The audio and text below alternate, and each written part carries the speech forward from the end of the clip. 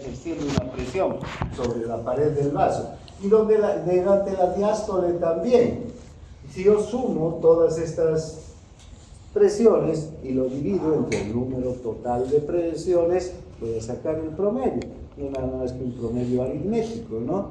De la sumatoria. Ahora, esta presión, ¿cómo se la mide? Poniendo un catéter, desde luego, en la aorta y midiendo durante todo el ciclo cardíaco las presiones milisegundo a milisegundo. También la podemos calcular, esta presión media, con un estetoscopio, con un tensiómetro, midiendo la sístole y la diástole y haciendo una pequeña operación que significa recoger el 40% de la presión sistólica más el 60% de la presión diastólica y tenemos un aproximado de la presión media. Eso lo van a aprender cuando en práctica van a sacar la presión e interpretar lo que es la presión media, la presión diferencial, la presión sistólica, diastólica, hipertensión, hipotensión, etc. ¿Ya? Pero vayamos entonces quedándonos con que la presión media es el promedio de las presiones que se dan en el vaso. Bien, ahora, si nos vamos al otro extremo de la circulación, fíjense, en las venas cavas, ¿cuánto es la presión? 0 milímetros de mercurio, ¿no? Esto es importante que tomen en cuenta estas dos presiones, porque la sangre se va a mover gracias a un gradiente de presión. ¿Qué quiere decir esto?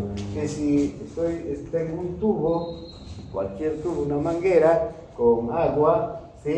Llena de agua, si aquí hay una presión, si aquí tengo las mismas presiones, no hay una presión que yo esté haciendo, ¿sí? Pero si aquí aplico una presión en este extremo, ¿hacia dónde se va a dirigir el agua?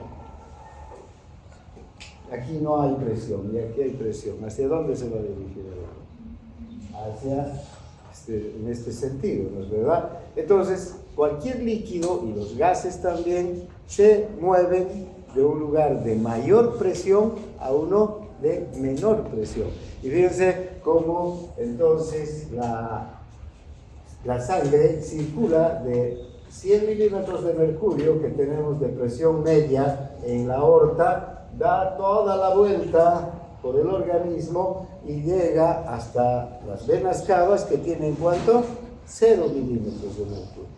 Entonces, esa gradiente de presión, esa diferencia de presión permite que la sangre se mueva. Si no hubiera la presión generada por el corazón, la sangre no se mueve, ¿sí?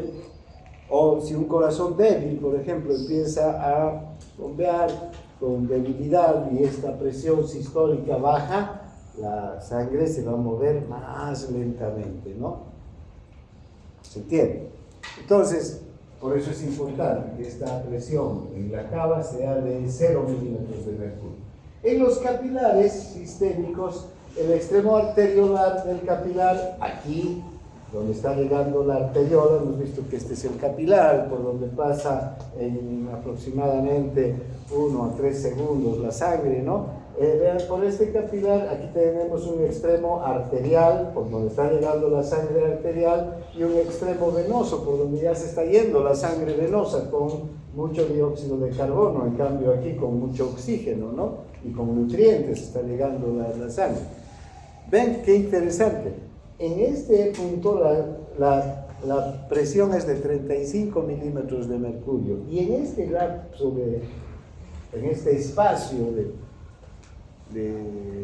capilar, que no es más de 3 milímetros, la presión baja a 10 milímetros de mercurio, ¿sí?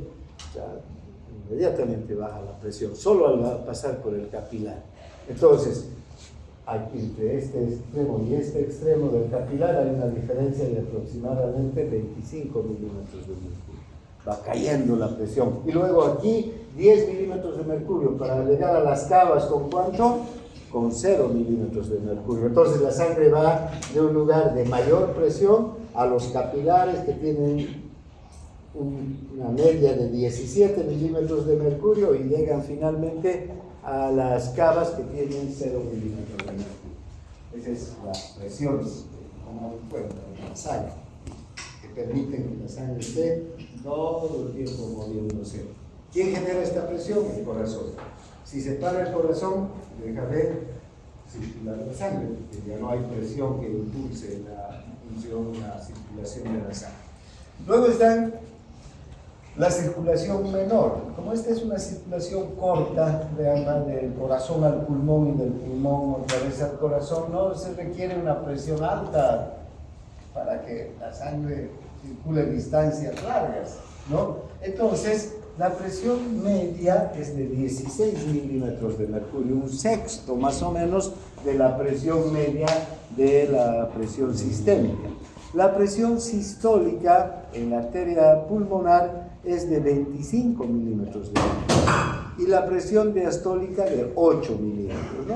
Ya es una presión baja. Y en las venas pulmonares también cero, porque tiene que ir de una presión alta a una presión baja. O sea, igual, con el mismo principio se mueve la sangre desde el ventrículo derecho hasta la aurícula izquierda, porque así da vueltas en el sistema pulmonar. Bien, y finalmente la media de los capilares, de la presión de los capilares es de 7 milímetros de mercurio. Esta media, vean, también es mucho más baja que la media de los capilares sistémicos, que es de 17 milímetros de mercurio. Aquí esta media es importante y lo vamos a ver cuando veamos respiratorio, porque en estos capilares lo único que se tiene que permitir es el intercambio de oxígeno y de dióxido de carbono. Una presión mayor podría hacer que salga líquido hacia el alveolo, y el alveolo es una cámara aérea, que si entra líquido al alveolo nos ahogamos con nuestro propio líquido, ¿sí? Eso ocurre cuando hay una patología que es el edema pulmonar, pero normalmente el alveolo tiene que estar, es una cámara aérea, entonces pasa el oxígeno del alveolo al capilar y el dióxido de carbono del capilar al alveolo. No es lo mismo en el capilar sistémico, donde pasa líquido desde el capilar hacia el líquido extracelular y del líquido intersticial al líquido capilar, hay un intercambio de líquido permanente. Eso, esta presión de 17 milímetros permite ese intercambio de líquido, ¿no? Lo que no debería suceder en el alveolo. Bien, entonces, está claro. Las presiones que hay a nivel de la circulación sistémica y la circulación pulmonar. Aquí podemos ver en una gráfica lo que acabamos de detallar. En la circulación sistémica, en la aorta la presión sistólica 120, la diastólica 180. En las grandes arterias también, incluso en las medianas, más o menos se va manteniendo esta presión. Por eso es que cuando tomamos la presión en el brazo, en la arteria humeral, cuando recogemos la presión, decimos la presión sistólica y la diastólica, vean que es exactamente la misma, con una mínima diferencia que en la aorta. Estamos recogiendo lo que está ocurriendo aquí entre las arterias grandes y las medianas, ¿no? Y la aorta en presión. Pero ya en los capilares o en las arteriolas, vean cómo cae la presión, ¿no? Hasta 35 milímetros de mercurio. Y finalmente en los capilares desde 35 hasta 10. Cuando sale de los capilares, la presión en las venas cae a 0 milímetros de mercurio para llegar ya a la cava y a la aurícula derecha con 0 milímetros de mercurio, sin presión. En la circulación pulmonar ocurre lo mismo. La sistólica, ¿cuánto? 25. La diastólica, 80. La sistólica, 25, 80. Aquí hay menos cantidad de arterias y de venas, y ya podemos ver que en las arteriolas también cae la presión ¿no? Hasta llegar a 7 milímetros de mercurio en los capilares y en las venas, ¿cuánto? Alrededor de 0 también. Entonces, esta gradiente de presión nos muestra cómo circula la sangre. Aquí podríamos ver con claridad cómo la presión alta que está en las arterias, gracias al corazón, va a hacer que la sangre circule. Es como si yo tendría este vaso, ¿sí? Y si está aquí arriba el vaso y si echo el agua sobre la mesa, ¿dónde va a ir el agua? El café que tengo aquí va a caer al piso, ¿no? Por una diferencia de presión, ¿sí? Pero del piso aquí ya no lo voy a poder volver a subir, ¿sí? Entonces, ¿qué tengo que hacer? Una bomba tengo que utilizar para bombear este café, para volverlo a subir aquí. ¿Y cuál es esa bomba en el organismo? El ventrículo, ¿no? Recuerda que tiene una función de bomba. Esa función de bomba es generar la presión normalmente para que la sangre... Bien, ahora, ¿cuáles son las teorías básicas de la circulación? ¿Por qué circula o cómo circula la sangre en nuestro organismo? O sea, hay algunos principios básicos que debemos tener desde el inicio. Un primer principio básico es que la velocidad del flujo sanguíneo en cada tejido es siempre controlada con precisión con relación a la necesidad del tejido. Es un principio que no se tiene que olvidar. ¿Qué quiere decir esto? Que si ustedes están en este momento sentadas y sentados,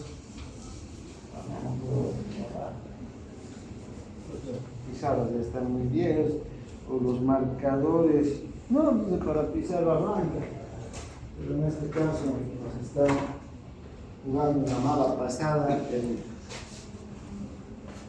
Si estas son sus células musculares de ustedes, en este momento el metabolismo, el trabajo que están haciendo sus células musculares es bajo, ¿no? Casi nada, diría. ¿Cómo están sus músculos? En reposo, ahí sin hacer nada. Pero necesitan una cantidad de sangre que llegue con oxígeno, con nutrientes, porque aunque estén en reposo necesitan vivir, ¿no? Sus células. Si no llegara oxígeno, estas células empiezan a morir inmediatamente. Entonces el metabolismo aquí es mínimo, el esencial para que la célula sobreviva con comodidad, que no sufra. Sus células no están sufriendo en este momento. Llega poco flujo sanguíneo, poca sangre, porque está llegando poco oxígeno. El exactamente necesario para que sus células estén en bienestar. Pero ¿qué sucede si se levantan y empiezan a correr? Ahí cambia la figura. Estas células van a necesitar más oxígeno, van a necesitar, ¿no?, mucho más oxígeno, más glucosa, ácidos grasos, vitaminas. ¿Para qué? Para generar ATP. Sin ATP no nos movemos, ¿verdad? Y otros nutrientes además para el propio bienestar de la célula que está en gran actividad. Entonces, ¿qué sucede? Inmediatamente empezamos a correr, necesitamos que llegue más sangre. Y en ese momento, ¿quién va a controlar que llegue más o menos sangre? No es el sistema nervioso, no es el sistema nervioso autónomo, no son las hormonas, no es nada. Son las propias células de los tejidos que van a controlar que llegue más flujo a través de la producción de unas sustancias que permiten que los vasos se relajen, que se dilaten y llegue más cantidad de sangre. Entonces ese es el primer principio, ¿eh? que la velocidad del flujo sanguíneo en cada tejido del organismo casi siempre se controla con precisión en relación con la necesidad del tejido, ¿sí? Entonces, si necesito más sangre, va a llegar más sangre. Si necesito menos sangre, inmediatamente va a empezar a llegar menos sangre.